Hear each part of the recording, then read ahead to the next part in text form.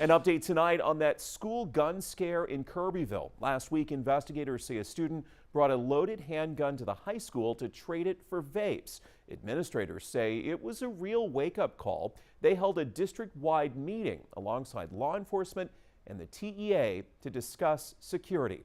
12 News reporter Ebony Coleman spoke with Superintendent Stephen Edwards, and Ebony, the district says it's going to focus on training and communication.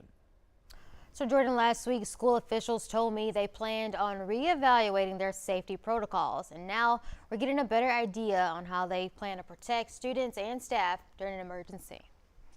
We haven't had an incident like this before. A scary situation at Kirbyville CISD High School has brought a new sense of awareness. It's an opportunity for us to learn, and that's the that's the positive thing that we can take from it. Last Wednesday, investigators say a 14-year-old high school student brought his parents' gun on campus to trade it in for vapes from a fellow student. We have had law enforcement presence increased since the incident in the past week. Kirbyville CISD Superintendent Stephen Edwards says after a special meeting, the district is now rethinking safety long term. Redundancy, we want to have more than one person trying to reach out to the other entities involved so that we make sure that it gets done. And also cross-training for our staff. When we announced, for example, a lockdown, there was a little confusion. New safety protocols also include locking down all 3 of the district's campuses during emergencies. Edwards says staff will also be working with the TEA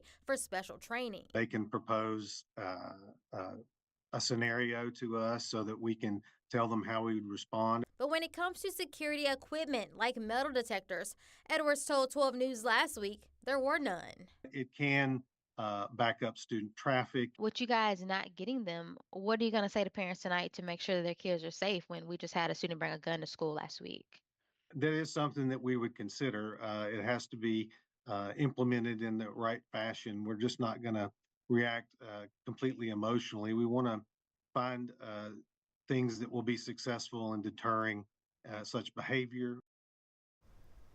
Superintendent Edwards says there will also be a Jasper County school-wide security meeting next week. The Kirbyville CISD School Board will also hold a meeting to discuss school safety in a couple of weeks. Parents are welcome to both of those meetings. In studio, Ebony Coleman, 12 News.